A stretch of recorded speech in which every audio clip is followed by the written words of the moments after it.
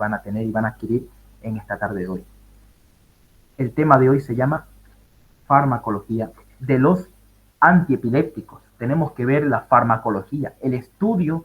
Ustedes saben que la farmacología es el estudio, ¿ya?, de su mecanismo de acción, de su efecto farmacológico, de todo eso vamos a ver ahorita. El estudio minucioso de los fármacos, ¿ya?, a nivel molecular. Esa es la farmacología. Entonces nosotros tenemos que ver detalle a detalle lo que esta parte de acá. Bien, entonces, farmacología de los antiepilépticos lo va a dar siempre mi persona, que es el auxiliar Rolando Daniel Rivas, ¿ya? Y vamos a dar primero, vamos a iniciar con la parte de la fisiopatología de la epileptogénesis, o sea, la fisiopatología o el desarrollo o el por qué y el cómo se desarrollan las epilepsias.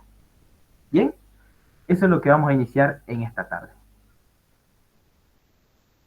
Entonces, siempre me gusta iniciar con la parte de anatomía, lo más básico, la fisiología, anatomía, fisiología, histología. Rapidito vamos a pasar esta parte, pero quiero que se entienda bien y que lo tengan ustedes bien claro cómo es la anatomía de una neurona. Es una neurona, ¿ya? Ustedes saben que la neurona se encuentra a nivel del sistema nervioso central y también el sistema nervioso periférico, ¿no? Ahora, ¿cómo está formado el sistema nervioso? Primero entendamos esto de acá. El sistema nervioso central, anoten bien esto, que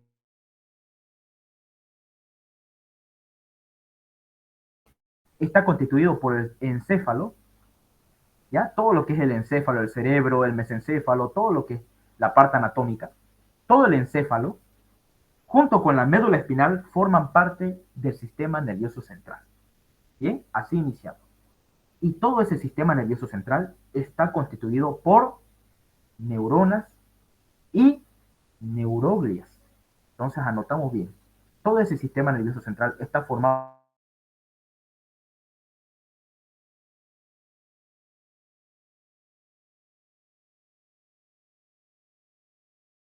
por unas neuronas y también por neuroglias. Vamos a iniciar primero con las neuronas. Las neuronas, chicos, vean bien esto. ¿Cómo está conformada una neurona? Una neurona está conformada por un soma. Anoten bien. Esta es una célula, ¿ya? La neurona es una célula muy especializada y tiene un cuerpo que se llama soma, soma neuronal. Bien, este soma, no se olviden bien esto, este soma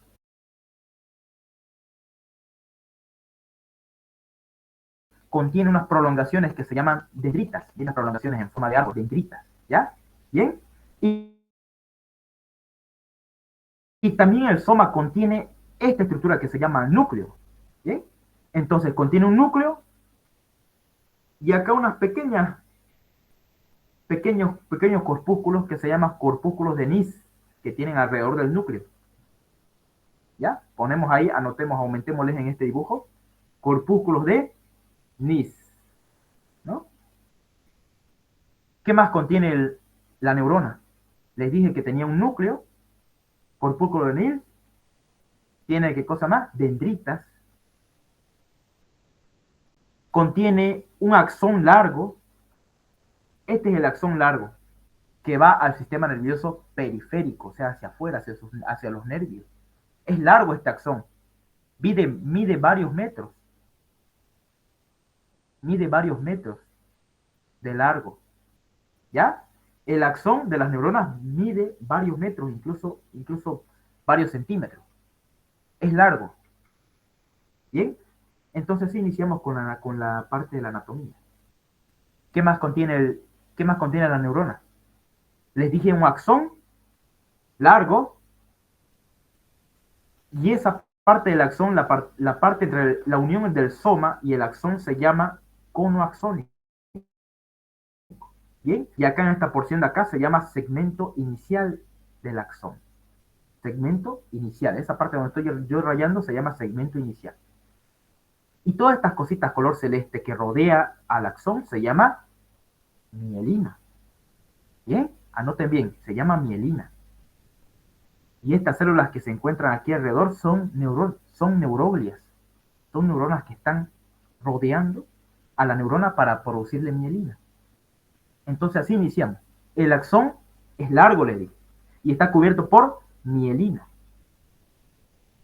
Ahora, el axón terminal contiene unos botones acá abajo que se llaman los botones presinápticos o los botones sinápticos, ¿ya? Botones presinápticos. Miren, esta pequeña parte de la neurona, esta parte terminal, es esto de acá. Botones o terminal presináptico.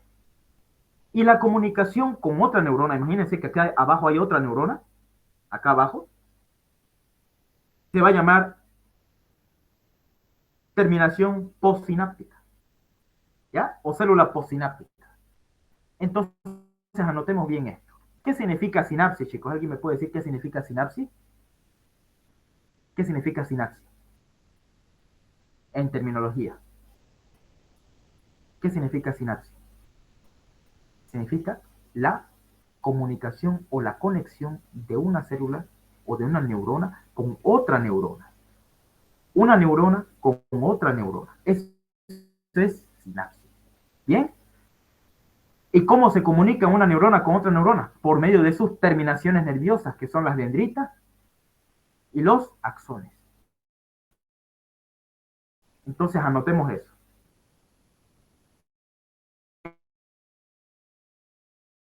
Esta parte del axón, chicos, parte del axón. ¿Qué terminal va a ser, táctico? ¿Cuál va a ser esta parte de acá?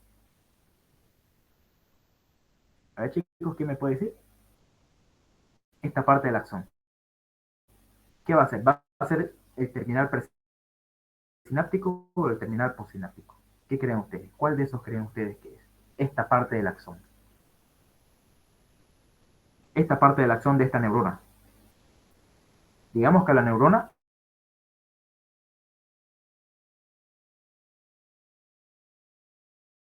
el axón está por la médula espinal y se va por los nervios del cuerpo.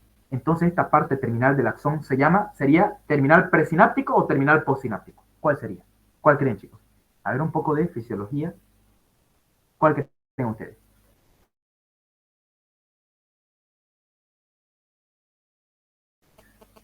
¿Cuál sería? ¿Sería el terminal presináptico o el postsináptico? Vamos. ¿Cuál creen ustedes que va a ser esta parte terminal de la neurona? Esta parte terminal. ¿Va a ser el terminal presináptico o postsináptico?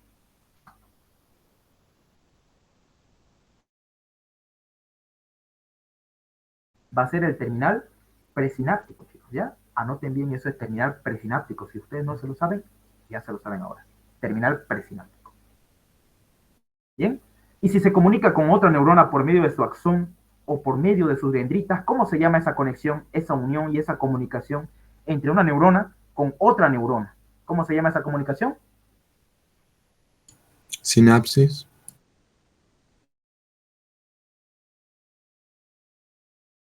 Y la neurona. Y la primera comunicación, esta de acá arriba, se va a llamar terminal presináptico.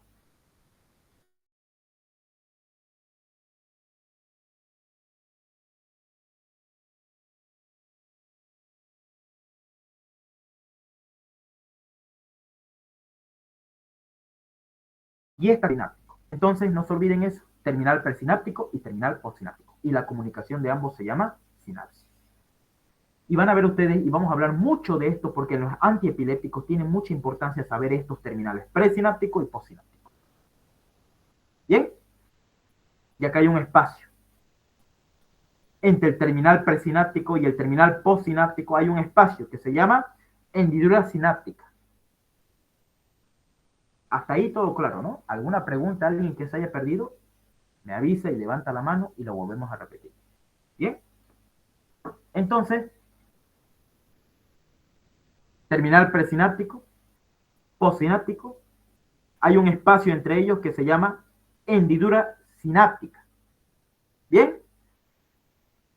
Y es importante esto, ¿por qué? Porque la neurona, chicos, tiene una función importante de qué. La neurona forma, ¿qué produce la neurona, chicos? ¿Será que la neurona produce alguna sustancia? La neurona produce neurotransmisores. Neurotransmisores. ¿Ya? La neurona produce neurotransmisores. No se olviden eso. La neurona produce neurotransmisores en su composición. ¿Y qué son esas neurotransmisores? Estas pelotitas que ustedes ven acá, rodeadas por una vesícula, en el terminal presináptico. Esas son las neurotransmisores. ¿Cuáles son los neurotransmisores principales? Acetilcolina,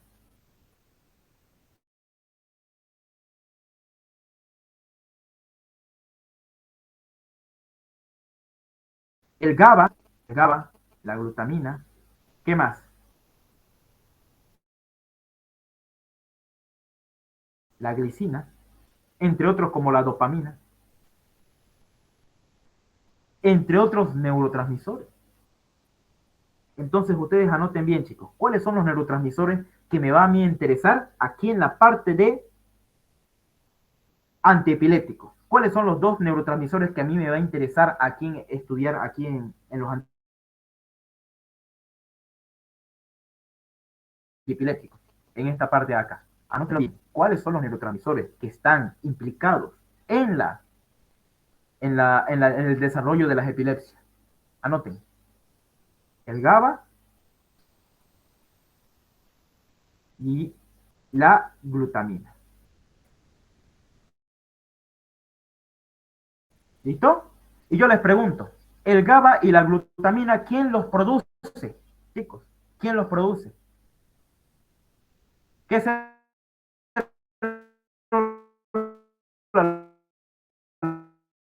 los produce? Transmisores. ¿Quién me la produce el GABA y la glutamina? ¿Quién, chicos? ¿Quién me produce el GABA y la glutamina? Las neuronas. ¿Bien? Anoten bien, el GABA, ¿quién me la produce el GABA? Las neuronas. ¿Quién me la produce la glutamina? Que son neurotransmisores, la neurona. Entonces anoten bien, chicos. La neurona produce neurotransmisores, hartos neurotransmisores. Pero el que a mí me interesa, y aquí en la parte de farmacología de los antiepilépticos, me interesa estos dos neurotransmisores, el GABA y la glutamina. Si yo les pregunto, chicos, ¿cuál de estos dos, el GABA o la glutamina, cuál de estos dos es excitatorio? ¿Cuál inhibe a mi cuerpo? ¿Quién me hace dormir? ¿Quién me hace dar sueño? ¿Quién me hace descansar? Ustedes cuando hay energía. ¿Quién me da esa sensación de debilidad y de inhibición? ¿El GABA o la glutamina? ¿Quién me puede responder eso? Ambas son producidas por las neuronas, por si acaso. El GABA. Muy bien. El GABA es el principal neurotransmisor inhibitorio. O sea, ¿qué pasa? A vos te hace dormir, te hace dar sueño, te hace descansar, te hace dar sueño. ¿Ya? Anoten bien. Te hace dar sueño, te hace relajarte, te hace que tú estés tranquilo. El GABA es inhibitorio, inhibe los estímulos musculares excesivos. Sin embargo, la glutamina es producida también por neuronas, al igual que el GABA, ¿ya? La glutamina es excitatoria, te hace a ti moverte, te hace tener estrés, te hace que vos corras, te hace moverte, te hace temblar incluso. Cuando tenés miedo o estás ahí, estás sudando por un parcial, ya se acerca el parcial, la glutamina te excita, te hace que tengas esa sensación de agitación, de temblor, te hace temblar. La glutamina es excitatoria entonces, y el GABA es inhibitorio. Nunca se olviden eso, ¿ya? Entonces, la neurona, ¿qué me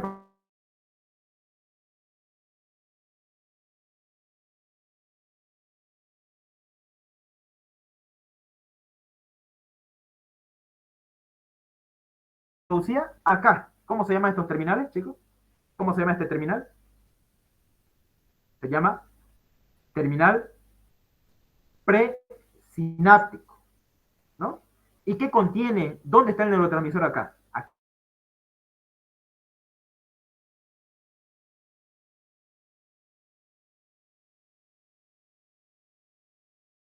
también. Del axón, en estos terminales sinápticos, vesícula, rodeados por una vesícula. Entonces no se olviden eso, las neuronas producen neurotransmisores y están rodeadas por una vesícula. Bien, ahora, ¿qué más hace la neurona? La neurona, ¿qué más hace? Aparte de formar neurotransmisores, produce también una función importante que se llama, anoten bien esto que es muy importante. La neurona también hace, ¿qué cosa? Inicia el potencial de acción. Inicia el potencial de acción nervioso. Inicia que la neurona se estimule. Inicia que se abran canales.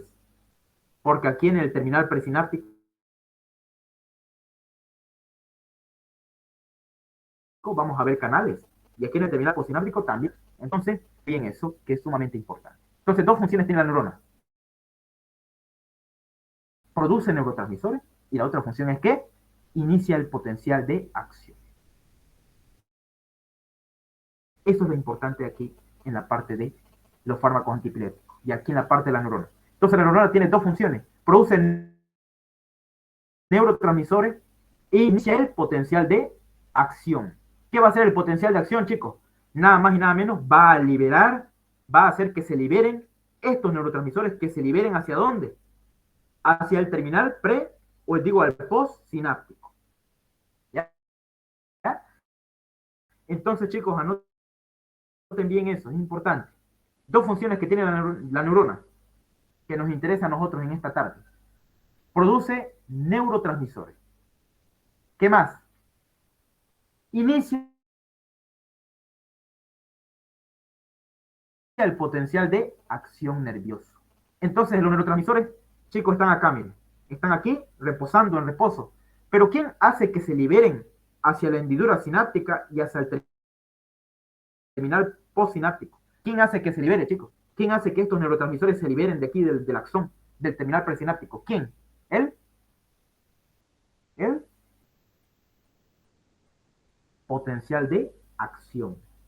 El potencial de acción eléctrico hace que estas vesículas llenas de neurotransmisores que están dentro de la neurona se liberen ¿a dónde? ¿A dónde, chicos? ¿A dónde se va a liberar estos neurotransmisores cuando se topa con el potencial de acción? ¿A dónde se va a liberar? ¿A dónde se libera?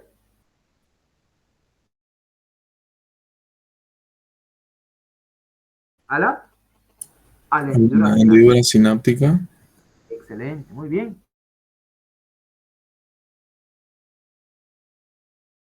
A la hendidura sináptica. Y de la hendidura sináptica se va aquí al terminal postsináptico y ocupa los receptores y continúa la transmisión del impulso nervioso de una neurona a otra neurona. Entonces, eso es lo que yo quiero que esta tarde ustedes entiendan. Terminal presináptico, terminal postsináptico y hendidura sináptica. Las vesículas, estas vesículas, ¿qué contienen, chicos? Les dije, estas vesículas de acá, ¿qué contienen? En el terminal presináptico, ¿qué contienen? Los estas vesículas. Eso, los neurotransmisores, muy bien. Ahora, normalmente cuando ustedes están descansando o están sin ninguna actividad, esto está en reposo. Ahí se quedan los neurotransmisores. ¿Quién las produce? Las neuronas.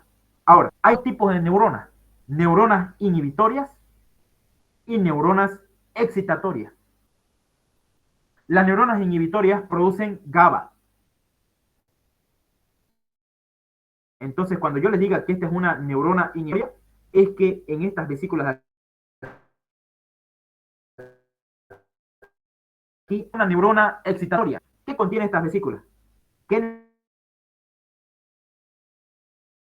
neurotransmisor contiene? A ver, chicos, yo les digo, si es una neurona excitatoria, ¿qué neurotransmisor va a producir aquí en su terminal presináptico? El que estamos hablando. La Glutamina. Excelente, la glutamina. Entonces no se olviden acá.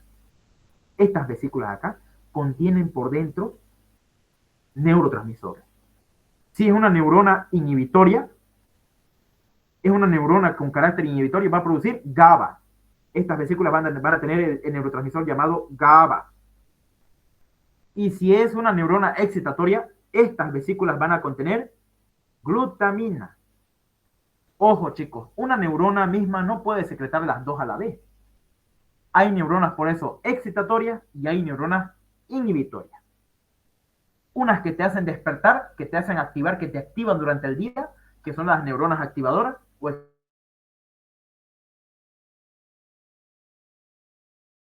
si te hacen relajar. ¿Por qué? Porque unas producen GABA y otras producen glutamina. ¿Bien? ¿Hasta ahí se entendió? ¿Tienen alguna pregunta, duda? ¿Alguna pregunta que tengan de esto? Es anatomía, histología y un poco de fisiología de la neurona. ¿Se entiende? Si tienen preguntas, me avisan. O levantan la mano y dicen, no entendí, y lo volvemos a repetir. ¿Listo? Entonces no se olviden acá. Nunca esto. Estas vesículas, ¿cuándo se liberan? ¿Cuándo, chicos? ¿Cuándo se liberan esas vesículas? Cuando llega un potencial de acción. Eso. ¿Y quién produce el potencial de acción nervioso? Potencial eléctrico. ¿Quién la produce? ¿Quién la produce? Las neuronas. Las neuronas producen el potencial de acción en el segmento inicial. Aquí en su segmento inicial. Acá. Ahí se inicia el potencial de acción. Por debajo del corazón. Entonces, esas van a hacer que estas vesículas de acá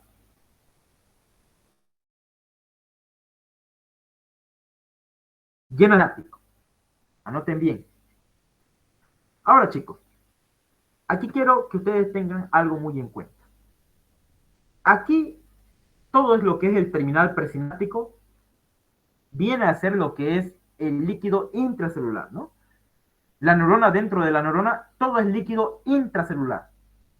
Pero todo lo que está afuera de la neurona, todo el líquido que ustedes ven afuera de la neurona, se llama líquido extracelular, acá. Líquido extracelular y líquido intracelular. En el líquido intracelular, chicos, anoten bien, esto es importante, hay altas concentraciones de potasio. Sin embargo, en el líquido extracelular hay altas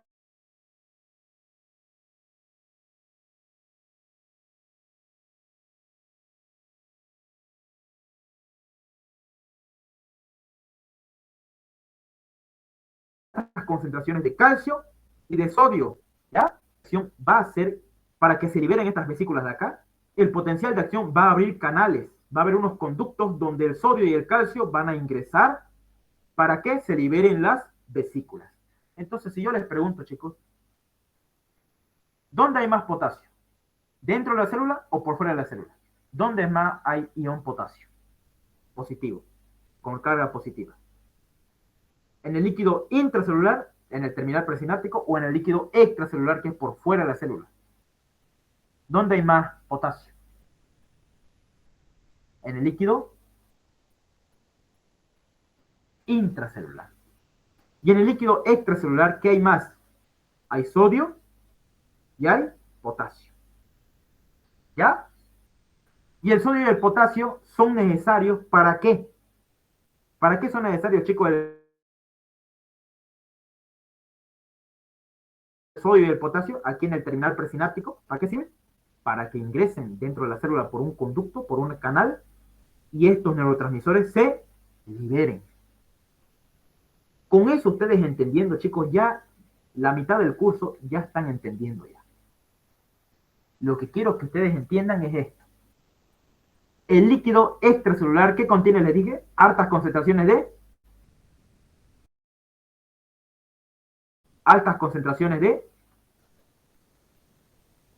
sodio y calcio.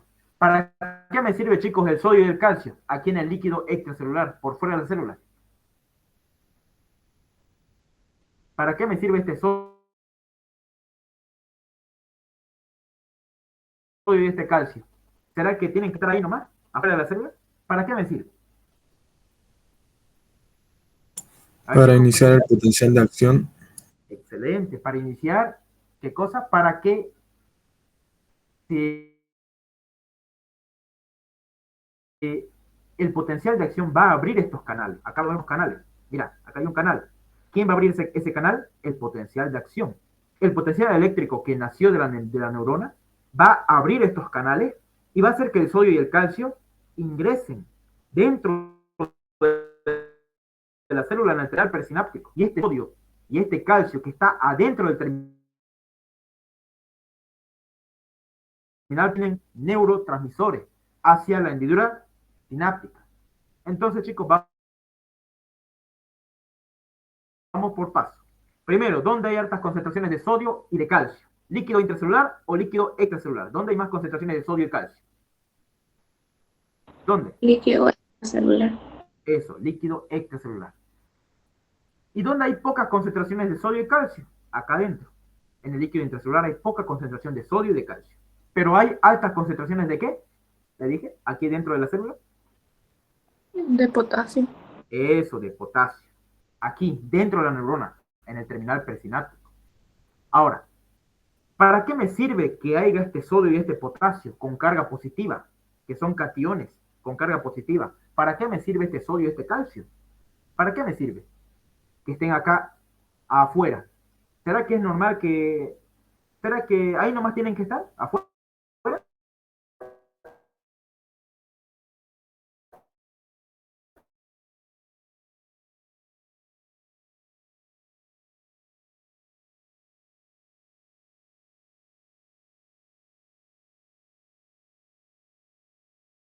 Para que una vez cuando venga el potencial de acción nervioso, ¿qué va a hacer, chicos, el potencial de acción nervioso de la neurona? ¿Qué va a hacer? Que aquí en el terminal presináptico se abran unos canales que se llaman canales de sodio y otros canales de calcio. Y va a hacer que el sodio y el calcio se entren aquí adentro al terminal presináptico. Y eso va a hacer que la célula se vuelva más positiva o más negativa. Chicos, positiva.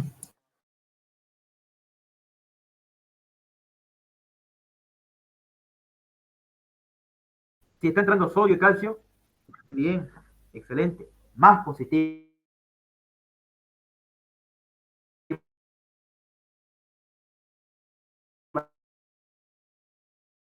Va a hacer que las vesitas que están aquí adentro se ven al espacio al espacio o a la hendidura sináptica y llegue aquí al terminal postsináptico. Entonces así iniciamos con lo que es la fisiopatología, ¿ya?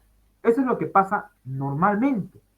Esto es fisiología, ¿ya? Es lo que pasa normalmente. Ahora, el potasio que aquí les dije que era muy positivo, se va a empezar a salir por un conducto, se va a salir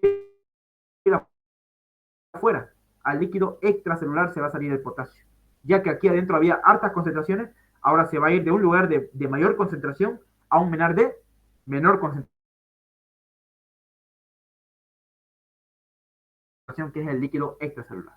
Bien, con eso entendemos y vamos a entender la mayoría de la farmacología de los antiepilépticos. Bien, entonces ya hemos visto terminal presináptico, postsináptico y hendidura sináptica. Vamos por paso y último repaso, para los que quieran repasar. En el terminal presináptico, ¿qué hay acá? Hay neurotransmisores en esta vesícula. Para que se liberen esos neurotransmisores, ¿qué necesita? Para que se libere esos neurotransmisores, ¿qué necesita el terminal presináptico? ¿Qué necesita la neurona? ¿Qué necesita? Eso, que haya potencial de acción. Y ese potencial de acción va a abrir acá un canal. Acá hay un canal que se llama canal de calcio y canal de sodio. Va a abrir un canal o varios canales donde el sodio, que es extracelular, y el calcio, que es extracelular, van a entrar al líquido intracelular que está dentro de la neurona, en el terminal presináptico. ¿Y qué va a hacer este sodio y este calcio una vez acá adentro? ¿Qué creen que va a pasar? Una vez que el sodio y el calcio esté acá adentro, en el líquido intracelular. ¿Qué va a hacer? ¿Qué va a hacer? Eso, la neurona se hace más positivo. Y empieza a salir, ¿qué cosa? Afuera, al líquido extracelular, ¿quién sale? El potasio, porque está muy positivo, ¿no? Y a la vez, ¿qué más pasa? el sodio y el calcio estimula a este terminal presináptico para que las vesículas de acá se liberen acá, a la henidura sináptica. Si es una neurona inhibitoria, ¿qué va a liberar? ¿Qué neurotransmisor va a liberar? Aquí. Es el GABA. ¿Y si es una excitatoria?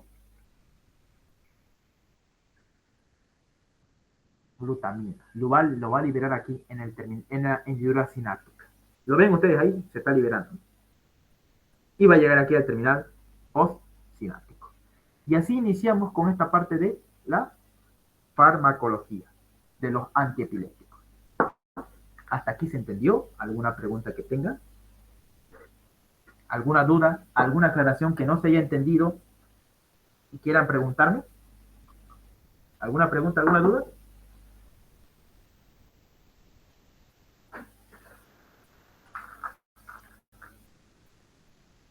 ¿Alguna pregunta, chicos? Puede levantar la mano y me dice cuál es su pregunta.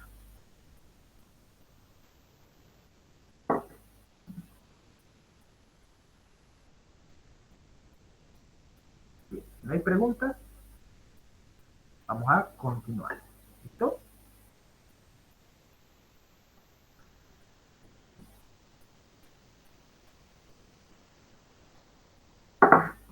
Bien.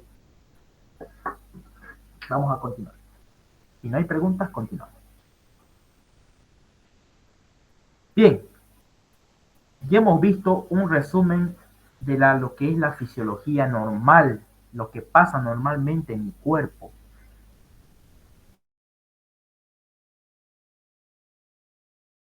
Con que hablamos, con que ustedes sepan esto y no tengan ninguna duda, van a entender todo el tema que vamos a hablar ahorita.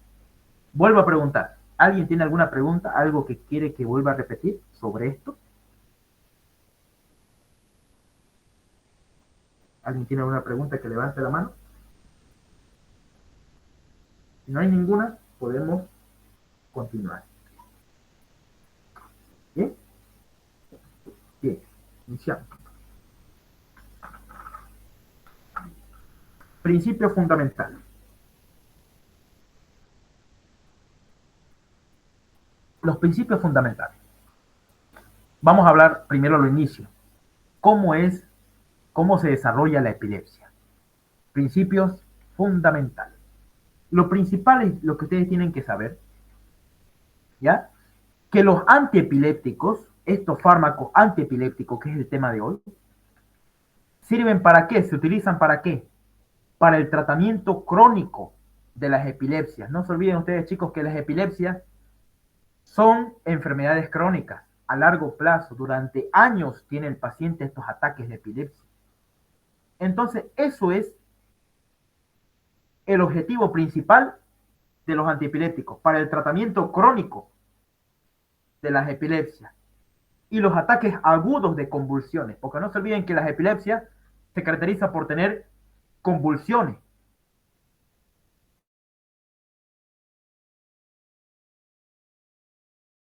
¿Ya? Y de estado de un mal epiléptico. Anoten bien esto. ¿Para qué me sirven los antiepilépticos? Sirven para aguda de convulsiones que presentan los pacientes con epilepsia. Bien, así iniciamos entonces. Entonces la epilepsia es una enfermedad crónica. Anoten bien. ¿Qué es la epilepsia? La epilepsia es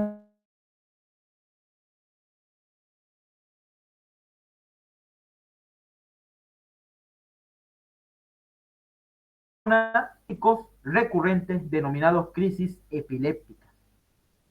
Entonces no se olviden, la epilepsia presenta crisis epiléptica. ¿Bien?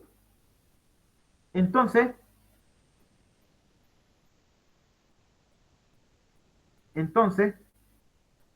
la epilepsia es una enfermedad crónica. ¿Bien? ¿Y qué será una crisis epiléptica? ¿Qué nos querrá decir cuando nos dice el libro crisis epiléptica? ¿Ya? ¿Qué significará una crisis epiléptica, chicos? Es una convulsión que se produce por una descarga paroxística hipersincrónica ¿Qué significa hipersincrónica? ¿Será que aquí, chicos, en la crisis epiléptica, será que solamente una neurona es la culpable de que todo eso suceda? ¿Qué creen ustedes? ¿Será que una neurona es la culpable de la crisis epiléptica? ¿Una sola neurona? Eso, por eso te dice hipersincrónica. Entonces, es la crisis epiléptica es una convulsión que se produce por una descarga paroxística. ¿Qué significa paroxística? Que viene un rato y desaparece. Hipersincrónica, que se sincroniza con varias neuronas. Excesiva e incontrolada, de un gran número de neuronas. Entonces, chicos, esas neuronas van a ser inhibitorias o excitatorias. ¿Van a producir GABA o van a producir glutamina? ¿Qué me dicen ustedes? A ver, con su simple lógica. Glutamina. Excelente, va a producir glutamina. Entonces ya estamos entendiendo cómo se desarrolla la epilepsia, ¿no? Ya se están dando cuenta. Entonces, miren, la crisis epiléptica es una convulsión que produce una descarga paroxística hipersincrónica de varias neuronas y es excesiva e incontrolada. ¿Ya? No se puede controlar. ¿Ya? Ahora, ¿qué es una convulsión? Un paciente que tenga convulsión no significa que tenga epilepsia. Eso anótenlo bien en su cabecita. Una persona que esté convulsionando, no sé, un niño con fiebre, por ejemplo, un niño con fiebre alta convulsiona, pero no significa que tiene epilepsia. Entonces, las convulsiones es un episodio temporal de actividad eléctrica cerebral anormal. Anoten bien eso. ¿Qué es las convulsiones? Es un episodio temporal, ¿ya? No es como la crisis epiléptica, que es de manera sostenida, ¿ya? Paroxística. Esa es la crisis epiléptica, es paroxística. Sin embargo, las convulsiones es un episodio nomás, temporal, de actividad eléctrica cerebral anormal que puede causar cambios de conducta, de movimiento y de conciencia. Las convulsiones, chicos, hacen que los pacientes pierdan la conciencia incluso, o mantengan la conciencia, depende de qué tipo de convulsión es, cambien sus movimientos y se cambie su conducta. Entonces, son las convulsiones, chicos. Las convulsiones puede dar en un paciente que tiene epilepsia o que no tiene epilepsia, por si acaso. Pero las crisis epilépticas dan meramente en pacientes con epilepsia. ¿Bien? ¿Se entendió hasta ahí? ¿Cuál es la diferencia de una epilepsia, crisis epiléptica y convulsión? ¿No? Ahora, etiología. Vamos a ver la etiología. Si tienen preguntas, pregunten, levanten la mano y pregunten. ¿Listo? O en el chat. Entonces, chicos, vamos a ver la etiología. ¿Qué significa etiología? El origen. El origen de la epilepsia. Puede ser genética, puede ser estructural, por ejemplo, cuando hay un daño, un trauma, por ejemplo, ustedes se golpearon la cabeza muy fuerte de niños o se golpearon la cabeza recientemente y ustedes tienen una herida ahí dentro de su cerebro. Eso es una etiología estructural, que ustedes tienen un daño a nivel del cerebro, ya sea adquirido. Puede ser metabólico, ¿no? Por las enfermedades metabólicas. Hay varias enfermedades, ¿no?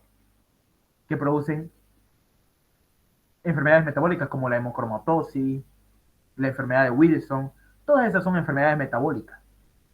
De etiología desconocida también, no se sabe por qué, si no es genética, estructural ni metabólica, entonces no se sabe por qué.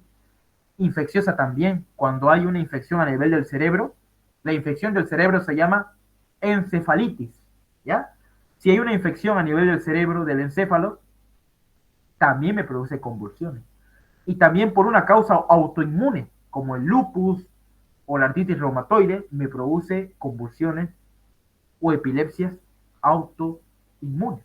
Entonces, chicos, no se olviden las 6 etiologías principales de las epilepsias: estructural, genética, metabólica, desconocida, infecciosa e inmune.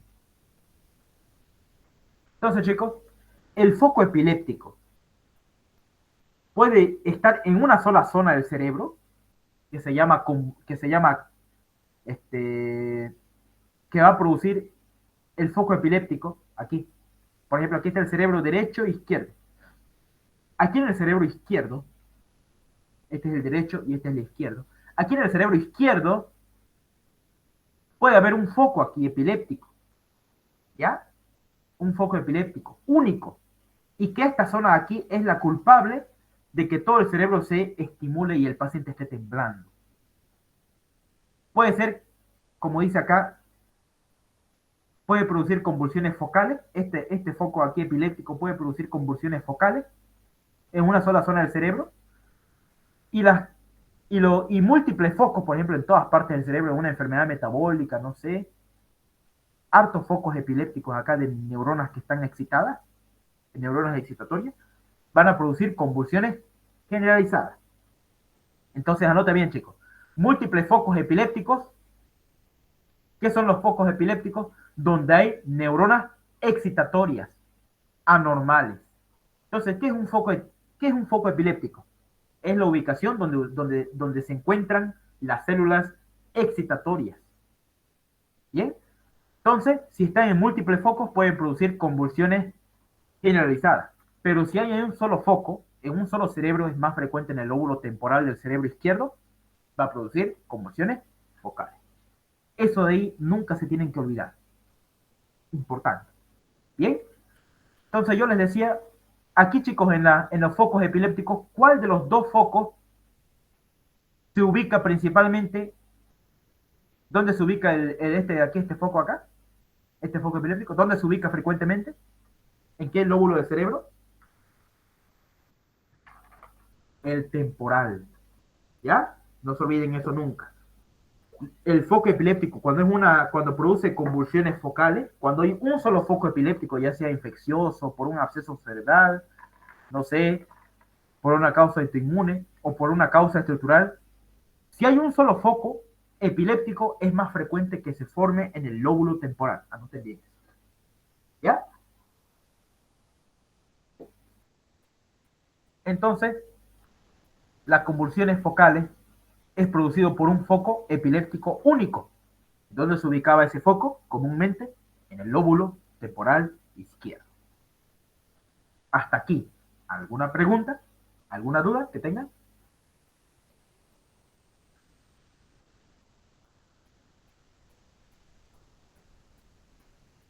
Bien.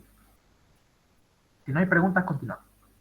Las lesiones en el cerebro en fase aguda provocan convulsiones. Por ejemplo, si ustedes se golpean la cabeza muy fuerte por un trauma a nivel de la cabeza, produce convulsiones frecuentemente, ¿no? Pero para que sea de forma crónica, si ese daño que hubo en el cerebro con el tiempo se va haciendo crónico, se desarrolla la epilepsia al cabo de meses o años. Y eso se llama epileptogénesis. Pregunta de examen, nunca se olviden esto. ¿Qué es la epileptogénesis? Es el proceso por el cual una estructura nerviosa del cerebro normal se vuelve hiperexcitable. Anoten bien eso. ¿Qué significa epileptogénesis? Es el proceso por el cual una estructura nerviosa del cerebro, una parte nerviosa, ya alguna parte, por ejemplo, este de acá, esta parte nerviosa del cerebro normal se vuelve hiperexcitable. ¿Ya? ¿Y qué va a pasar ahí, chicos? ¿Quién va a predominar? ¿El tono inhibitorio del GABA o va a predominar el tono excitatorio del glutamato? ¿Quién va a predominar acá?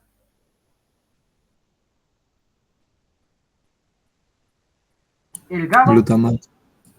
el glutamato, muy bien. El glutamato va a predominar alto. ¿Por qué? Porque las neuronas se van a volver hiperexcitables. Bien. ¿Y por qué se vuelven hiperexcitables las neuronas? Porque se pierde el tono GABA. Baja las concentraciones de GABA. Baja su concentración y su efecto del GABA en mi organismo. Por eso estos pacientes con epilepsia normalmente no les tienen insomnio, no pueden dormir bien, se asustan muy rápido, tienen dificultades para dormir de estos pacientes con epilepsia. ¿Por qué? Porque el tono GABA está disminuido, el tono inhibitorio está disminuido, pero sin embargo el glutamato está elevado, por eso son igual más nerviosas esas personas con epilepsia, ¿no? son un poco más especiales, como le dicen. ¿Hasta ahí alguna pregunta? ¿Alguna duda?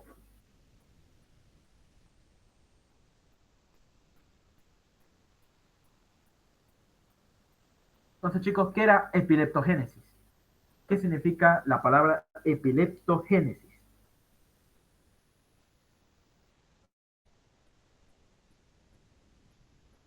¿Qué significa?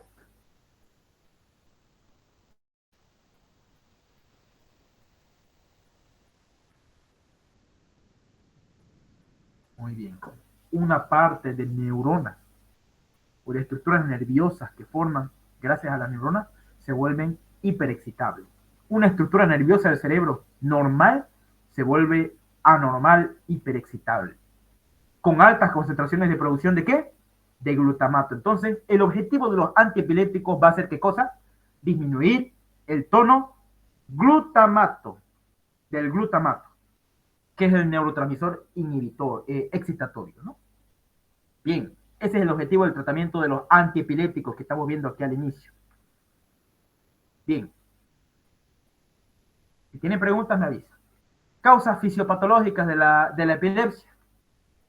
Alteraciones metabólicas, como yo les dije. Hipoglicemia, hiponatremia, hipocalcemia, hipocalimia, hipoxia, alcalosis, todas estas causas de alteraciones metabólicas producen mayor despolarización neuronal, o sea, mayor concentración de glutamato. Y por ende va a formarse un foco de epileptogénesis, que es la hiperexcitabilidad de las neuronas. Liberación excitatoria del activador, ya. Defecto de la fosfatopiridoxina, menor formación de GABA, por ejemplo. El fosfato de piridoxina es importante, chicos, para formar GABA, por si acaso. La neurona necesita fosfato de piridoxina para formar GABA. Un trauma de cráneo, esta es una de las causas más frecuentes, que ustedes se golpeen o tengan un accidente automovilístico, van a desarrollar epilepsia. Unos tumores cerebrales producen también epilepsia. Infecciones y síntomas febriles en la infancia también produce epilepsia. Que con el tiempo se va a volver la epilepsia. O sea, al inicio tal vez solamente haya convulsiones, pero si sigue eso progresando con el tiempo, se va a volver, mire, las lesiones en las glías, con el tiempo se vuelve epilepsia, hiperexcitabilidad neuronal. Y todo esto me lleva a ¿qué? Convulsión. Mira, ahí se ve ahí una imagen de los Simpsons, como todos están ahí convulsionando en una posición, todos se están cayendo, ¿no?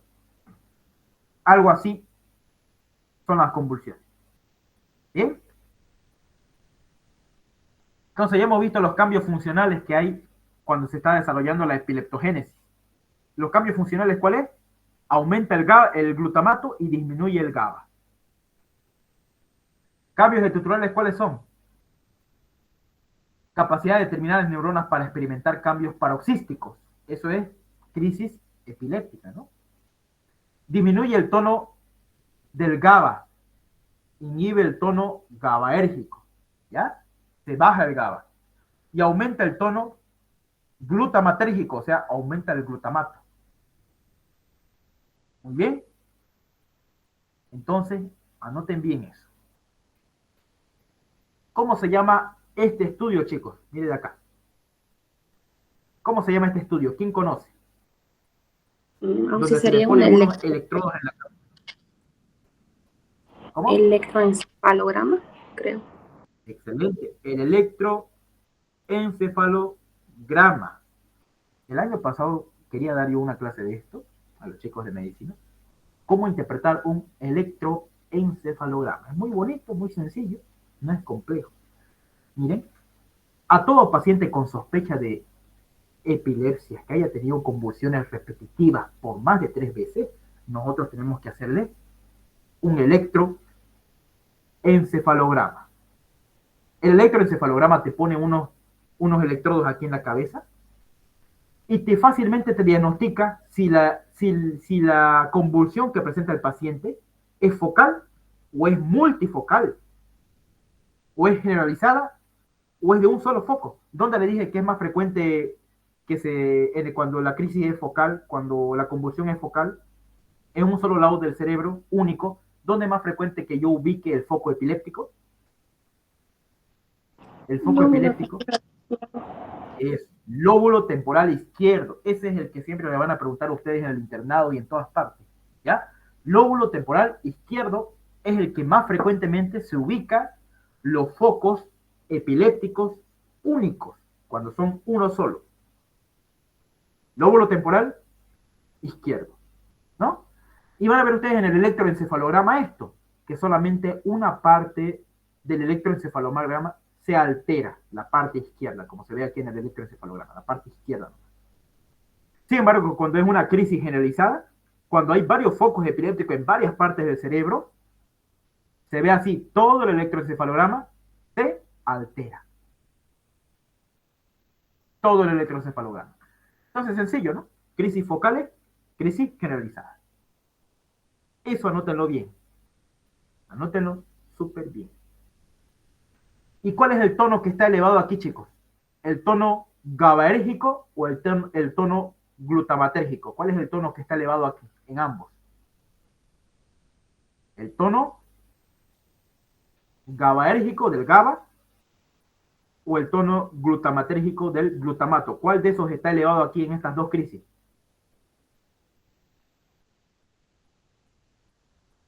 ¿Cuál es tono, chicos? ¿El tono GABAérgico o glutamatérgico? ¿Cuál? Excelente, el glutamatérgico, porque produce al glutamato, ¿no? Es lo mismo, chicos, cuando ustedes le dicen glutamato, glutamatérgico es lo mismo. Lo mismo, GABA, GABAérgico es lo mismo.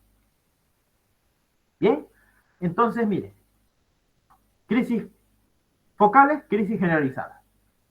¿Dónde se inicia en la crisis focales? Se inicia en el neocórtex del hipocampo, acá, a nivel del hipocampo, del lado izquierdo. Ahí se inicia el foco epiléptico, el estímulo por el glutamato.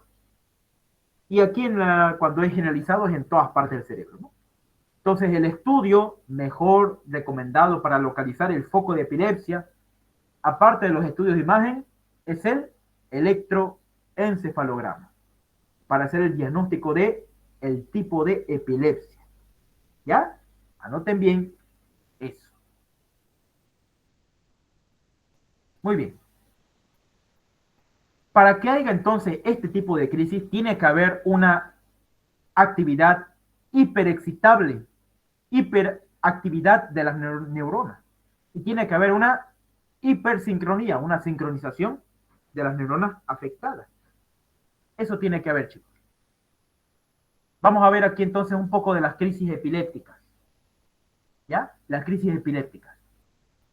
Tienen que saberlo esto bien, porque es importante para dar el tratamiento farmacológico específico a estos pacientes. Tenemos que saber la clasificación de las crisis. Por ejemplo, las crisis epilépticas se clasifican en 3. Anoten bien. Y aquí tengo un esquema muy bonito, muy entretenido, de las convulsiones, chicos, de las crisis convulsivas. Miren, muy bonito esto, la verdad me gustó. Todo esto de aquí, este esquema, porque te resume todo lo que es la epilepsia. Así te lo resumen unos cuantos manazos. Aquí dice que las convulsiones, las convulsiones o las crisis epilépticas también se dividen en 3. Crisis focales, que le dije dónde era más frecuente, en el lóbulo temporal izquierdo. Luego, convulsiones generalizadas, que afecta a todo el cerebro, y las no clasificadas. Entonces se clasifican en 3. Focales, generalizadas y no clasificadas. Anoten bien eso, que es importante para hacer la farmacología de los antiepilépticos. Anoten bien eso. Las crisis focales se dividen en 2, en simples y complejas. Anoten bien, eso es sencillito, muy bonito, miren. Las crisis focales se dividen en 2, simple y compleja. En la simple, no hay alteración de la conciencia, el paciente sabe que está convulsionando. El paciente te mira a la cara. Estoy convulsionando, apenas puede hablar, está ahí convulsionando. Él se da cuenta que estuvo convulsionando. Ya cuando la crisis es simple, el paciente está consciente, te puede hablar incluso, puede hacer sonidos y está despierto. La crisis compleja es donde hay alteración del estado de conciencia, el paciente no recuerda que tuvo la crisis. no tiene conciencia de que tuvo las convulsiones. Entonces la crisis simple, chicos, está consciente del paciente. Puede haber manifestaciones motoras, por ejemplo, una parte de la cara se puede así arrugar, mire, como ven a este paciente acá, en este dibujito. Crisis parcial motora, donde el paciente, una parte de la cara se vuelve, mire así, se contrae, así está con una cara chueca, no sé si han escuchado, ¿no? De las caras chuecas. Ay, te dio mal aire, le dicen, ¿no? Te dio mal aire. Simplemente es esto, una convulsión simple de tipo motora. Cuando la cara se hace así, se arruga. Una parte de la cara, izquierda o derecha. O una parte de la mano se vuelve así, ¿no? Se vuelve así como forma de pistola, se hace. Manifestaciones motoras. Simple, ¿no? Pueden ser somatosensoriales también. Ay, no siento mi piel, dice. O sea, está tranquilo así, pero de la nada deja de sentir su brazo izquierdo. Pucha, no siento mi brazo izquierdo, no siento mi cara, ¿qué será? No la siento. Pero después de un tiempo lo vuelve a sentir. Son son crisis focales simples. Ya sean motoras, cuando una parte del músculo se contrae así y la cara incluso se choquea por un tiempo nomás. O puede ser sensitiva. Cuando pierde la sensibilidad, ay, no siento calor, no siento dolor en esta parte del brazo, por un tiempo siente eso y luego se le desaparece. Y las crisis complejas, ya hay chupeteo, inquietud, hay movimientos de exploración, usualmente en periodos post-ictal. Esto lo vamos a ver bien acá, miren. Aquí está. Las crisis parciales, cuando son complejas, anoten bien. ¿Cómo está la conciencia, chicos, cuando las crisis parciales o las crisis focales son complejas?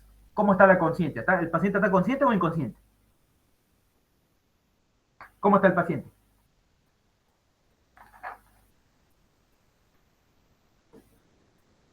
Vamos, chicos, ¿cómo está el paciente?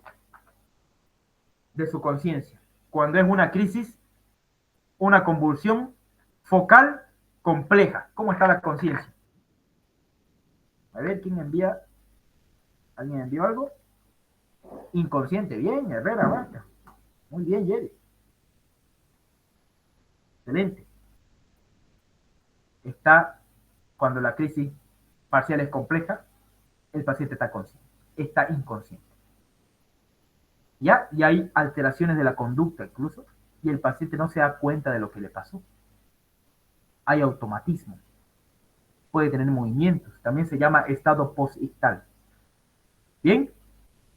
Pero cuando es una crisis secundaria generalizada, cuando es focal, cuando de una crisis focal se vuelve una crisis generalizada, ¿ya? Con pérdida de conciencia. Y este esquema muy bonito, miren. ¿Cómo está, no?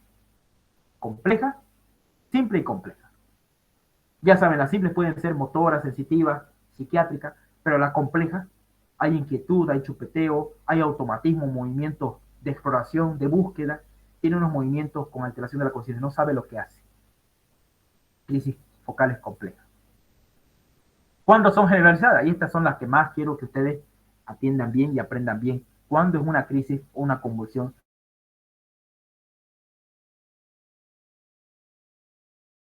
generalizada? ¿Cuándo? Nos afectan lóbulos de ambos hemisferios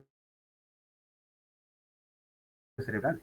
Entre ellas tenemos las ausencias. En esta parte de las ausencias, anoten bien, las ausencias son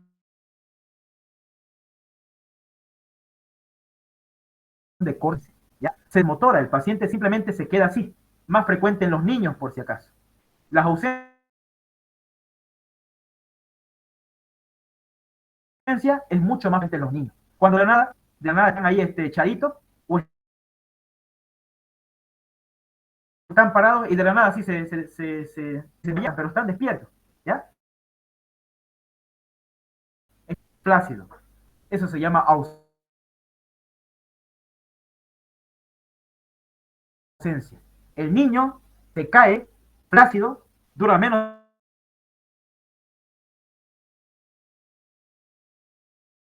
de 20 segundos y el pacientito está, se vuelve consciente. Un momento pierde la conciencia y luego vuelve otra vez a estar consciente rápidamente. ¿Bien? Se detiene la actividad motora, se vuelve flácido. Estos pacientitos así son, ¿no? Directamente están despiertos en las ausencias, están despiertos, están caminando tranquilos, pero de la nada se caen. Se caen sin temblar, sin nada, sin ningún temblor, directamente una parálisis flácida. Se caen, un ratito cierran sus ojos y vuelven a abrir sus ojos.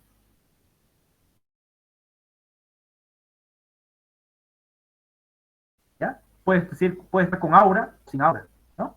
Tónicas, ¿qué significa crisis generalizadas tónicas? Cuando hay contracciones musculares sostenidas, por ejemplo, hacen esta forma acá, en arco, ¿no? Los niños, es más frecuentemente esto en los niños, con duración de minutos y segundos. Esto es tónica. ¿Cuándo se le dice que es tónico-clónica? Cuando un tiempo de inicio súbito pierde la conciencia el niño, ¿ya? Precedida por un grito, puede ser que esté gritando el niño, grita fuerte y se cae, pierde la conciencia. Pero no se olviden, esto es importante, tiene una reacción de defensa, de grito. ¿Ya? Aparece en la fase, tiene 3 fases, chicos. La fase tónico-clónica en las epilepsias tiene 3 fases. Una fase tónica, una fase tónico-clónica y una fase de reposo. ¿Ya? Anoten bien, chicos. Las convulsiones tónico-clónicas tienen 3 fases. Una fase tónica, una segunda fase tónico-clónica y la tercera, que es la fase de relajación. Donde en la primera fase, el pacientito pierde la conciencia directamente, de manera súbita, precedida de un grito. Aparece la fase tónica, donde hay flexión y extensión, como ven acá. Lo mismo que acá arriba.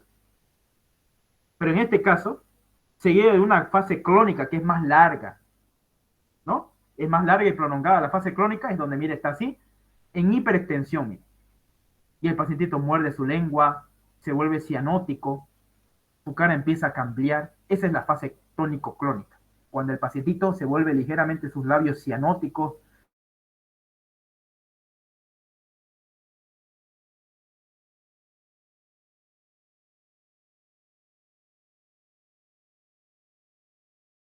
están porque se está mordiendo la lengua. O clónica, nomás le digo. Y hay una fase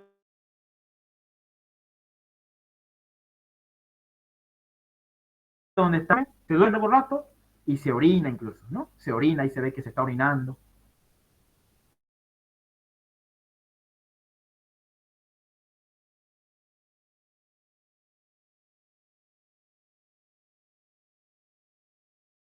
Entonces presenta 3 fases, chicos. Esta es una de las más grandes. Y es la que estudia esta fase de aquí, tónico-clónica. Las atónicas. Hay pérdida súbita y brusca del tono muscular. O sea, directamente se caen, ¿ya? Directamente las atónicas es similar a las ausencias, pero en este caso de aquí, ¿ya? Puede ser segmentaria, solamente una parte del cuerpo, o puede ser generalizada. Eso es lo interesante de las convulsiones atónicas. Puede ser una parte nomás del cuerpo, ¿ya? Una parte, como por ejemplo este paciente de acá, una parte del cuerpo se desvía, mire, toda esta parte está flácida, ¿no? Y la otra parte está normal. Esa es la convulsiones atónicas. Cuando una parte del cuerpo está así, ¿ya? Solamente una parte del cuerpo puede estar atónica, sin fuerza muscular. Y son de corta duración, al igual que las ausencias. ¿Bien? O puede ser generalizada, directamente se caen, el individuo se cae al suelo, ¿no? Más frecuente es que sean segmentarias, unas partes de nomás del cuerpo. ¿Cuándo son crónicas, chicos? Cuando el paciente ahí ahora sí está convulsionando, está con movimientos bruscos, casi siempre simétricas, tanto el brazo izquierdo como derecho, ya no como esto, ¿no?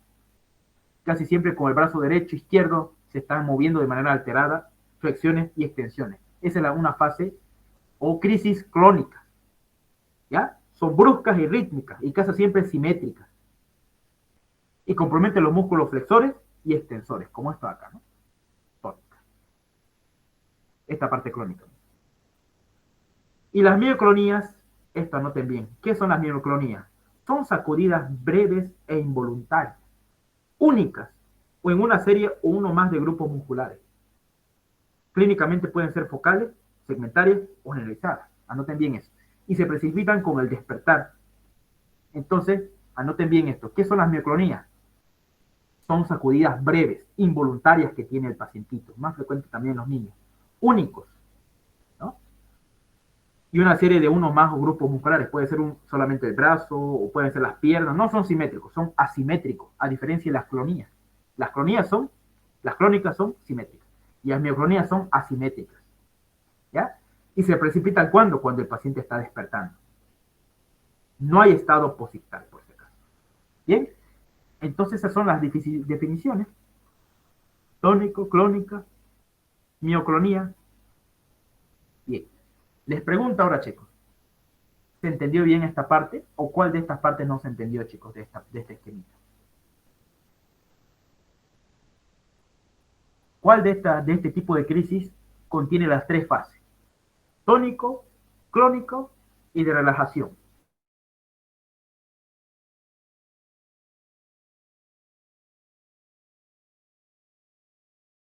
¿Cuál de estos pacientes se orina convulsionado, chicos? ¿Cuál después? Y es importante saber eso porque le vamos a dar un fármaco específico a ese paciente. ¿Cuál es, chicos? ¿Cuál de estas crisis convulsivas, ya sea focales o generalizadas, son las que presentan tres fases?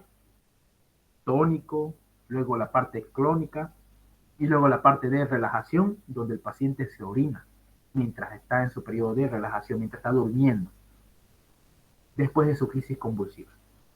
¿Cuál de esas? Las clónicas. Muy bien, las tónico-clónicas, y son las más frecuentes, una de las más frecuentes y una de las más graves. ¿Ya? Las tónico-clónicas. La más frecuente en los niños son las ausencias.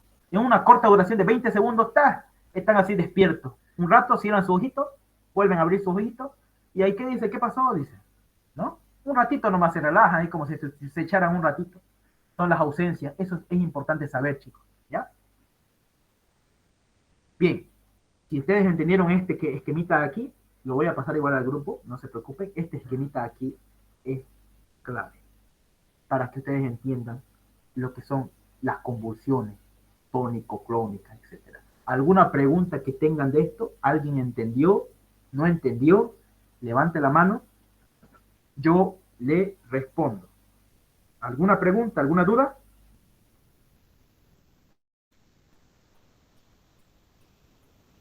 Levante la mano y pregunte.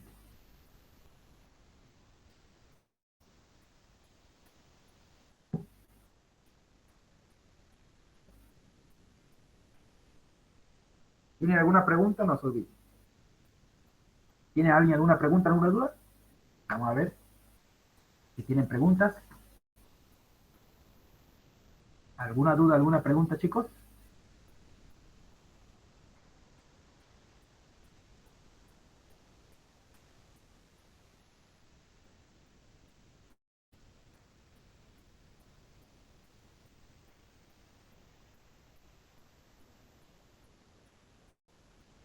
Por ejemplo, nadie me preguntó qué significa estado posictal. ¿Qué significa estado o periodo posictal? ¿Quién me puede decir, chicos? ¿Qué significa estado posictal en este tipo de crisis convulsiva?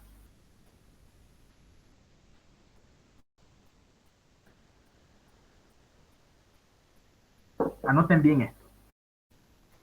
El estado posictal significa que una persona o el paciente que sufrió la convulsión tiene una alteración del estado de conciencia. ¿Ya? Tiene una alteración del estado de conciencia después de presentar las convulsiones. Eso es estado posictal. ¿Ya? Anoten bien. Estado posictal, ¿qué es?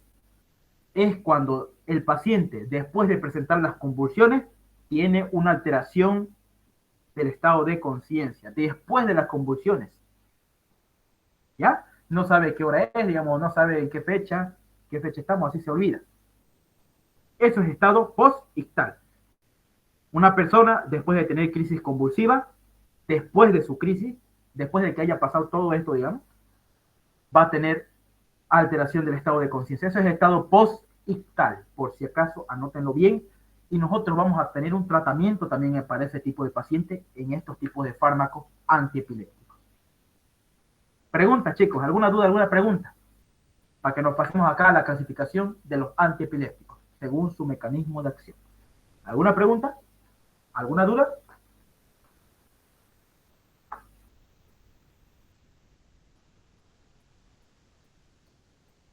Bien, vamos a continuar entonces. Fármacos antiepilépticos y según su mecanismo de acción, clasificación. Aquí está la clasificación, chicos, de todos los fármacos antiepilépticos según su mecanismo de acción. Hay, por ejemplo, aquellos que actúan a nivel del GABA. Los fármacos antiepilépticos que actúan a nivel del GABA, ya sea activando su canal del GABA. Están las benzodiazepinas, el fenobarbital, la primidona, ¿no? Los que inhiben su catabolismo del GABA, los que inhiben que se destruye el GABA, está la vigabatrina, que hacen que se aumenten las concentraciones del GABA. Bloqueo de su recaptación del GABA, tenemos a la tiagabina. La vamos a ver eso en la próxima clase. Bloqueo de canales de calcio y de umbral alto. ¿Cuáles son esos? La gabapentina y la pregabalina. Son los que bloquean los canales de calcio. Y chicos, yo les hice hace rato la parte de histología, de fisiología. ¿Qué pasa si yo le bloqueo o qué hacía los canales de calcio, chicos, a nivel de la membrana presináptica? ¿Qué hacía? ¿Cómo se activaban los canales de calcio en la membrana presináptica? ¿Cómo? Gracias a la llegada de ¿qué? De un potencial de acción eléctrico. Abría los canales de calcio y hacía que el calcio que está aquí extracelular ingrese a la membrana presináptica. ¿Y para qué sirve, chicos, que el calcio ingrese a la membrana presináptica? ¿Para qué sirve?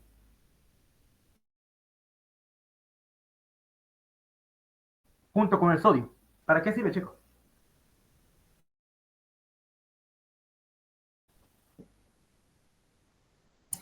El ingreso de calcio va a estimular la exocitosis del neurotransmisor. Aló, no te escuché bien, se cortó un poco mi audio, ¿sí? Que la entrada de calcio va a estimular la exocitosis de las vesículas con algún neurotransmisor. Excelente, muy bien. En este caso, ¿qué neurotransmisor sería? Al que nosotros le vamos a atacar. ¿Al GABA o a la glutamina? ¿A cuál le vamos a atacar nosotros?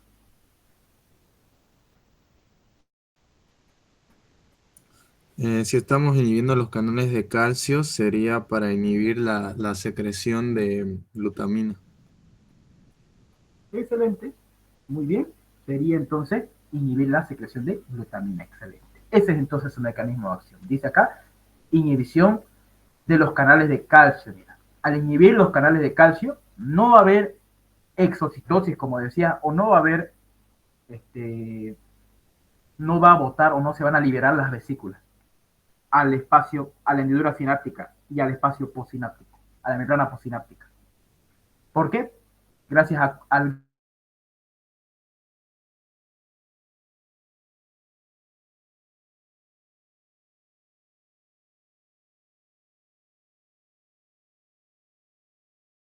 GABA. ¿Qué cosa? A ver, y aquí también lo mismo. Si bloqueamos nosotros los canales de sodio, evitamos que se liberen también las vesículas ¿de qué? De las vesículas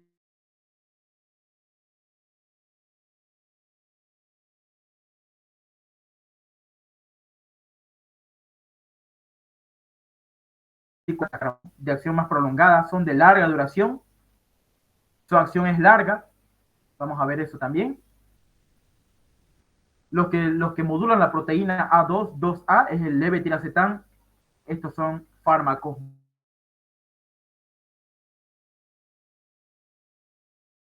fuertes, ¿ya? Y los receptores AMPA, el parampanel, ¿no? Y otros fármacos que tienen no bien definidas. Estos son los que son fármacos que tienen múltiples mecanismos de acción. Ahí está el valproato, el topiromato y la sonizamida. Esa es la que queríamos que veamos hoy. el topiromato, valproato y la zonisamida.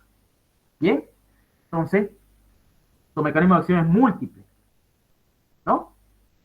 Vamos a ver esto. Fármacos que tienen múltiples mecanismos de acción porque actúan en varios. Entonces está indicado para pacientes con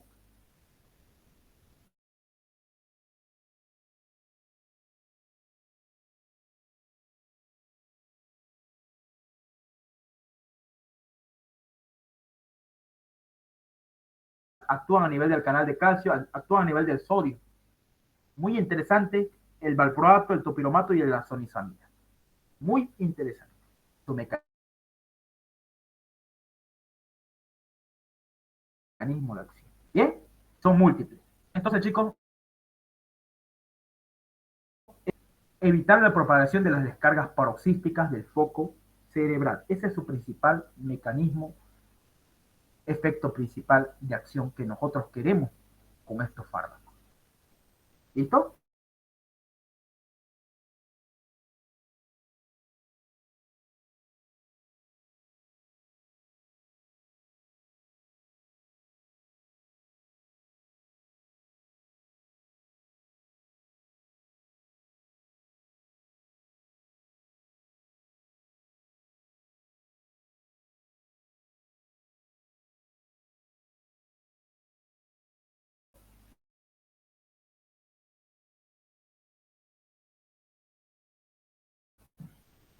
Sinapsis. ¿Bien? Se llama sinapsis. Entonces, ya hemos visto estos de acá, ¿no?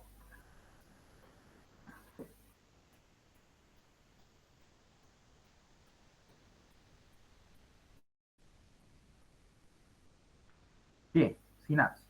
Y acá, mira, hay un terminal presináptico y acá hay un terminal postsináptico. Y acá está la hendidura sináptica. Ya hemos visto, ¿no? Miren acá, esta es la estructura de un terminal presináptico. Miren, chicos, acá arriba. Acá arriba, vamos a ponerlo con rojo. ¿Qué terminal es este acá? ¿Qué terminal es este? ¿Qué terminal es este, chicos?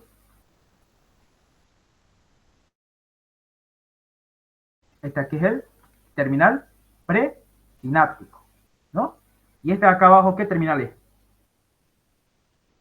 Terminal postsináptico. Presináptico y postsináptico. Así está distribuido los terminales. ¿Y este espacio cómo se llama, chicos? Este espacio. ¿Cómo se llama?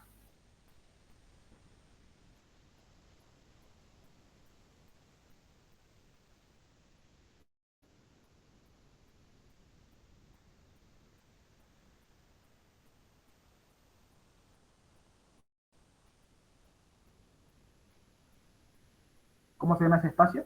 De acá.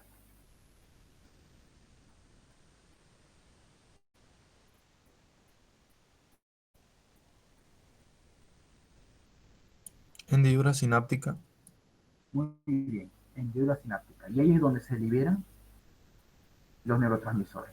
Y aquí, miren, se ve el mecanismo de acción. Este dibujito es muy clave, importante para ver todos los mecanismos de acción de todos los fármacos. Por ejemplo, las benzodiazepinas, que vamos a hablar de eso por posteriores clases. Las benzodiazepinas son tan importantes para estimular los canales, los receptores de GABA, para que se entre el cloro del líquido extracelular al intracelular. Para eso sirve las benzodiazepinas. Eso lo vamos a ver la siguiente clase. Bien, todo esto de acá, miren, no se olviden esta estructura de acá que quiero que vean ustedes. El terminal presináptico contiene receptores acá. Por ejemplo, acá tiene un canal. Este canal se llama canal de sodio. Este de aquí se llama canal de calcio. Y aquí falta otro canal que se llama canal de potasio. 3 canales tiene el terminal presináptico. ¿Bien? ¿Y para qué servía este canal de sodio, chicos? ¿Para qué servía el canal de sodio? Si venía aquí el potencial de acción nervioso, ¿qué le hacía al canal de sodio? Lo abría y hacía que el sodio que está acá afuera ingrese adentro, ¿no? Y eso hace que se despolariza la membrana presináptica y hace que se libere junto con el calcio que entra, hace que se liberen las vesículas de glutamato a la hendidura sináptica y se vayan a sus receptores de glutamato, receptores AMPA y receptores NMDA. Anoten bien eso, chicos. ¿Cuáles son los receptores AMPA y cuáles son los receptores NMDA? Son receptores glutamatérgicos, donde actúa el GABA. Normalmente eso pasa, pero con los fármacos antiepilépticos nosotros tenemos que disminuir esa acción de los receptores AMPA y NMDA. ¿Bien? Entonces vamos con el primer fármaco. Y este es uno de los más importantes que quiero que ustedes sepan esta noche. Vamos a ver el mecanismo de acción del ácido valproico, chicos. Vamos a ver el mecanismo de acción de este ácido. ¿Bien? El ácido valproico. Anotemos entonces cuál es la función del ácido valproico. Es uno de los antiepilépticos de amplio espectro, ¿no? Miren acá. Tiene múltiples efectos. El ácido valproico, o también llamado valproato. Amplio espectro. Tiene múltiples mecanismos de acción. ¿Y qué era un mecanismo de acción? Un mecanismo de acción es aquellas acciones moleculares que le cambia el fármaco a mi cuerpo.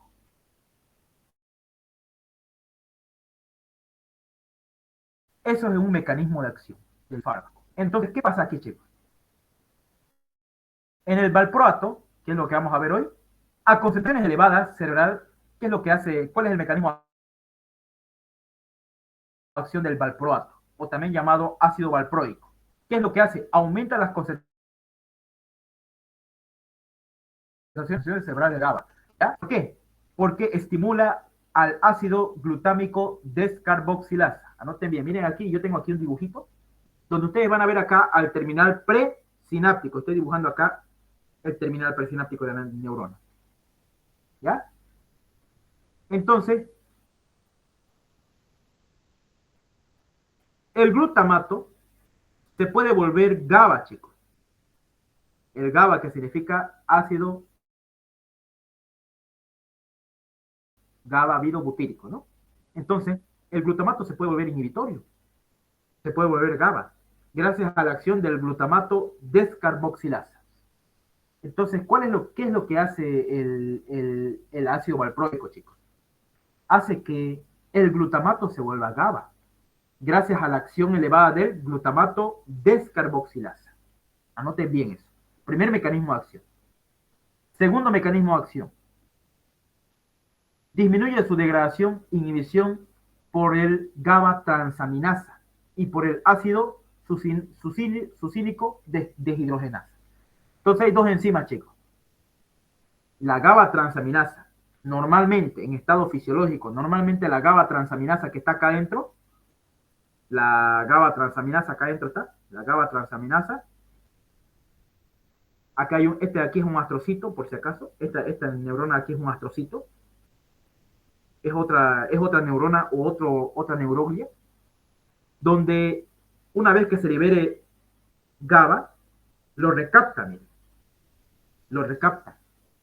Y se destruye el GABA gracias a la acción del GABA transaminasa. Ahora, ¿qué es lo que hace el ácido valproico? Disminuye la concentración del GABA transaminasa. ¿Y eso qué es lo que pasa?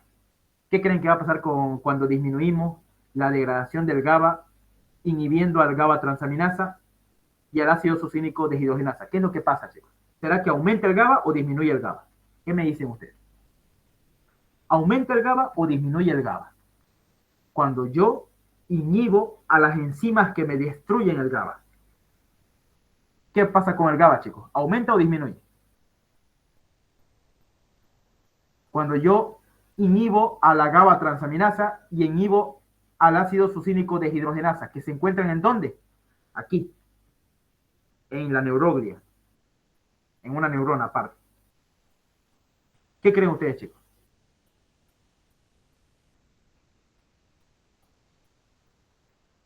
¿Será que aumenta el GABA o disminuye el GABA?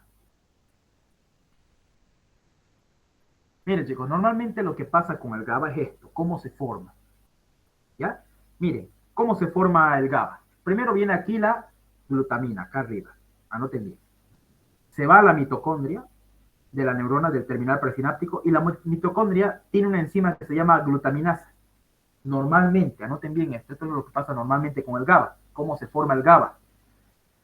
Se vuelve después en glutamato y el glutamato se vuelve, gracias a la enzima glutamato descarboxilasa, se vuelve GABA, normalmente.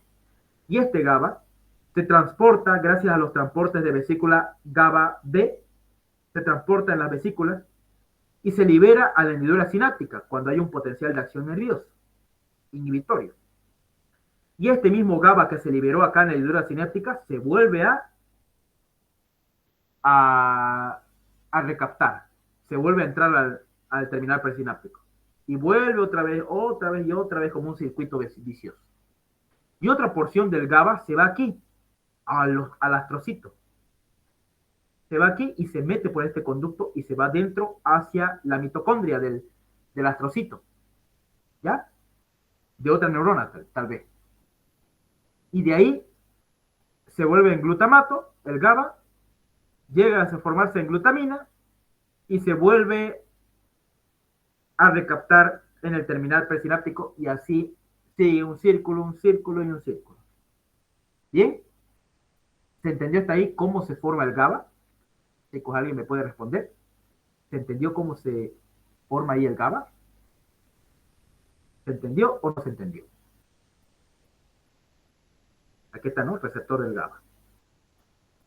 ¿Se entendió bien?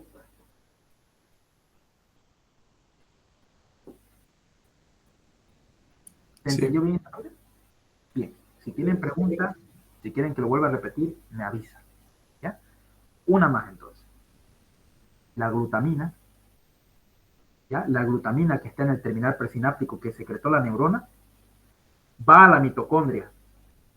Y gracias a la glutaminasa, la glutamina se vuelve en glutamato. Y el glutamato, gracias al glutamato descarboxilasa, se vuelve en GABA. ¿Ya? Y el GABA se une a unas vesículas gracias a un conducto, a un transporte vesicular que se llama GAT-B. Y el GABA se libera a la hendidura sináptica cuando viene un potencial de acción. Y llega aquí al receptor del GABA, en el terminal postsináptico. Y también se recapta el GABA o se puede ir a un astrocito que está cerquita o una neurona aparte, ¿no? Entonces así iniciamos con esta parte de la formación y la recaptación del GABA. ¿Bien? Y luego el GABA, una vez que está dentro de aquí del astrocito o de otra neurona, se entra aquí a la mitocondria el GABA y se vuelve en glutamato y luego se vuelve en glutamina gracias a la acción del ácido sucínico deshidrogenasa y al GABA transaminasa. Esos dos hacen que se vuelva en glutamina y lo llevan otra vez a que se recapte en el terminal presináptico. Y ese es un círculo vicioso, continuo y continuo. ¿Hasta ahí se entendió? Sí, sí. Muy bien. Entonces, si ya entendimos eso, ¿cómo es lo normal?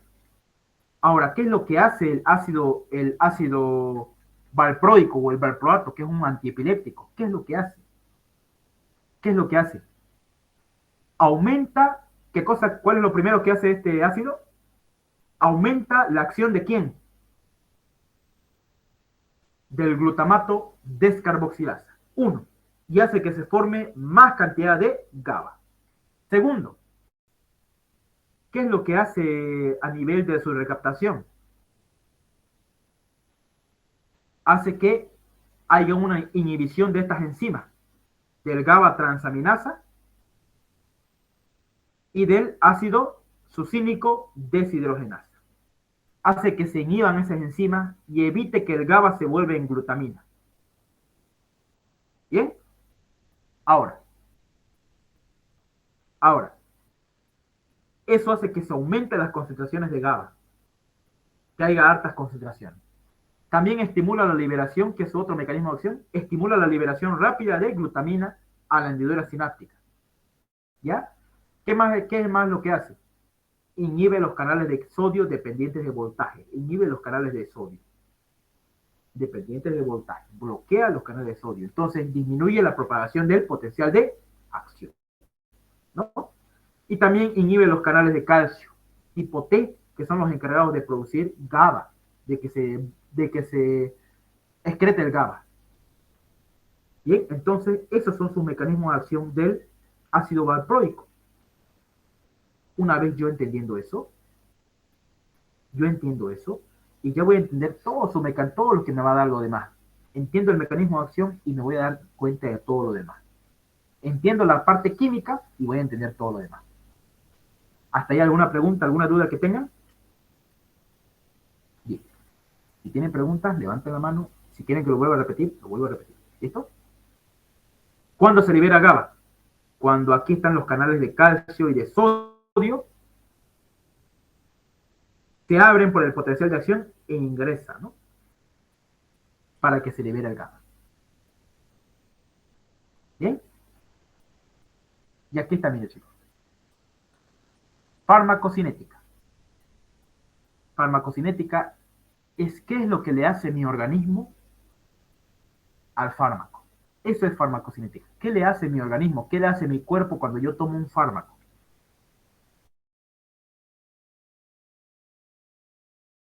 Vamos a dividirlo en cuatro fases. Absorción, cuando el paciente lo toma por vía oral el fármaco, se observa lentamente, pero si nosotros queremos una acción rápida, le damos endovenosa. Distribución. Se distribuye poco en el líquido cefalorraquídeo. Se distribuye una vez que yo lo tomo, se absorbe y se distribuye poco a nivel del cerebro en el líquido cefalorraquídeo. Poco. Se metaboliza, ¿dónde se metaboliza? No se olviden esto nunca. Siempre los fármacos antiepilépticos se metabolizan en el hígado. ¿Ya? Y lo malo de este ácido valproico es que es hepatotóxico. Chicos, ¿qué significa hepatotóxico? ¿Qué significa que el ácido valproico es hepatotóxico? ¿Qué significa eso? Vamos, chicos, ¿qué significa hepatotóxico? Primer efecto adverso. ¿Qué significa hepatotóxico?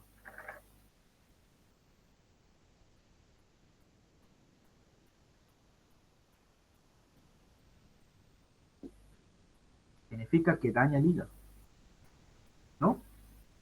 Es teratogénico también. No hay que darle en las embarazadas, ¿no? Y se elimina el fármaco. ¿Por dónde se elimina? Por vía renal. Esta es la farmacocinética del ácido valproico. Nunca se olviden, es importante recordar cómo, dónde se distribuye, en qué parte va. Indicaciones. ¿Cuándo está indicado este fármaco? ¿Cuándo yo lo tengo que tomar? En las epilepsias generalizadas. ¿Por qué? Porque tiene múltiples mecanismos de acción. En las crisis focales también le puedo usar. En las convulsiones tónico-clónicas, les dije que hay 3 fases, ¿no? Una fase tónico, otra fase clónica y una fase de relajación, ¿no? Hemos visto eso. Bien. Ahora mire, ¿cuándo también está indicado? De manera endovenosa cuando tiene un estado mal epiléptico. En la migraña, en el trastorno bipolar, en dolor neuropático, está indicado dar este tipo de fármaco.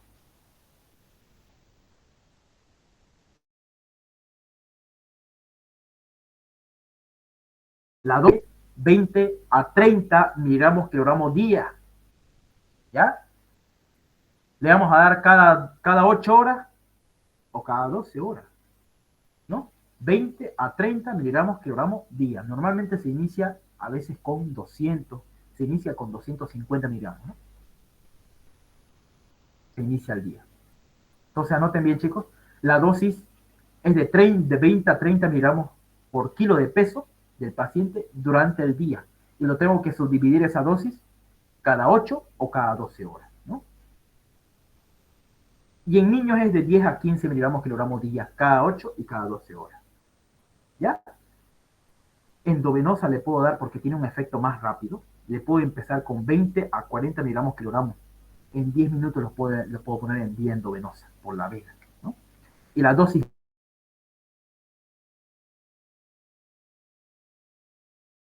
máxima nunca subía en esto.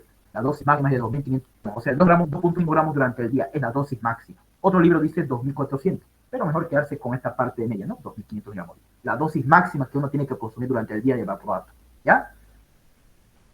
Y así viene en la farmacia, miren chicos, viene el valproato, vienen comprimidos para vía oral de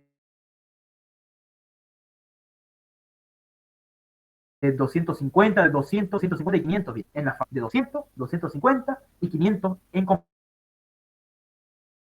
comprimidos. Y en jarabe viene de 250 en 5 mililitros. Bien, anoten eso bien en su cabecita. Y viene para vía endovenosa, 100 miligramos o 500 miligramos en 5 ml, para vía endovenosa. ¿Cuál es la dosis del adulto? 20 a 30 miligramos según su peso. Si el paciente pesa 70, 7 por 2 es 14, 1400 miligramos de valproato al día.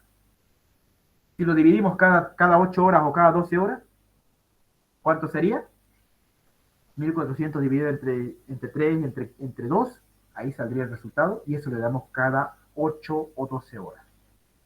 Esa es la dosis, no se olviden, 20 a 30 miligramos kilogramos día. ¿Cuándo está contraindicado? Durante el embarazo, en pacientes que tienen con riesgo de sangrado, en pacientes con pancreatitis y en pacientes con enfermedad hepática o renal, porque no se olviden que es hepatotóxico y va a dañar más al hígado. Entonces está contraindicado en el embarazo porque es teratogénico, va a producir malformaciones fetales. En pacientes con riesgo a sangrados también no hay que darle ácido valproico, ni tampoco en pacientes con pancreatitis. Y uno de sus efectos adversos principales es esto. ¿Qué significa esto, chicos? ¿Qué están viendo ustedes en la imagen? ¿Qué tiene esa paciente en su cabello? ¿Tiene más cabello?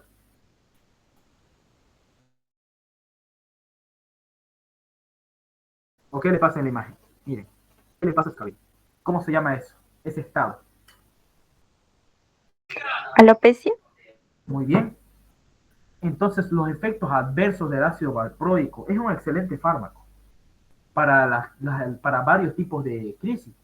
Pero lo malo es que el ácido valproico produce alopecia. ¿Qué más le produce a mi paciente? Le produce aumento de peso, alopecia, temblor, empieza el paciente a temblar, a agitarse, incluso tiene sensación de dormirse, somnolencia y sedación, le dan ganas de dormirse, se siente cansado, obviamente porque se elevan las concentraciones de GABA por su mecanismo de acción, ¿no? Incluso produce resistencia a la insulina y diabetes, me trae mi paciente. Entonces está contraindicado en pacientes diabéticos. Anoten bien, ácido valproico contraindicado para pacientes diabéticos. Produce náuseas, vómitos, produce parkinsonismo, el paciente tiembla su mano. ¿Cuánto tóxico es? Puede producir hepatitis por fármaco, puede producir pancreatitis, entonces contraindicado en pacientes con pancreatitis o con alguna enfermedad del hígado, como cirrosis hepática. En mujeres da hiperandrogenismo, trastornos menstruales y quistes ováricos. Esto es importante saber que en las mujeres con quiste acelera su formación de quistes en ovarios. Miren, así acá hay un ovario normal y acá hay un quiste grande, ¿no? Entonces esos son sus efectos adversos. Si nosotros tomamos ácido valproico en las mujeres, produce quistes ováricos.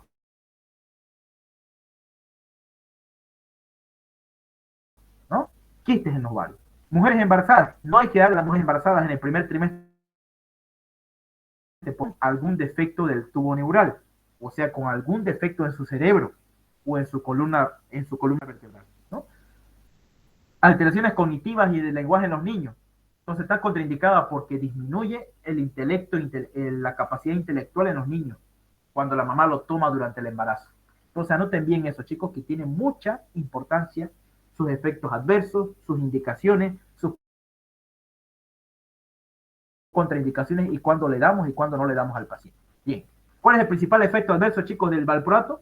Principal efecto adverso, ¿cuál es? ¿Cuál es, chicos? Principal efecto adverso del valproato o ácido valproico, que es lo mismo. ¿Cuál es su principal efecto adverso? La hepatotoxicidad. Claro, a nivel del órgano, sí, pero no todos los pacientes van a tener hepatotoxicidad. El principal efecto adverso es la alopecia. ¿Ya?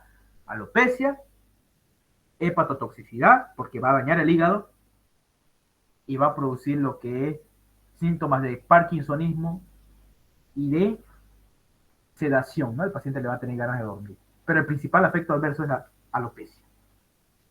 Y el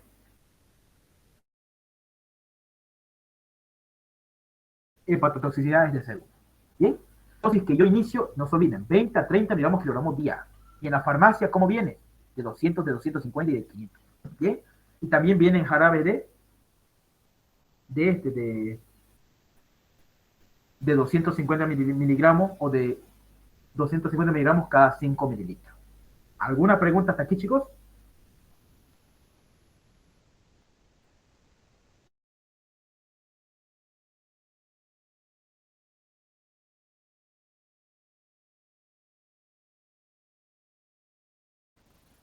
¿Alguna? Vamos acá. Aquí está, unas preguntitas que les traje a ustedes para que ustedes recuerden y refuercen sus conocimientos. Van a ir ustedes a leer un poco bien lo que es el valproato, el ácido valproico.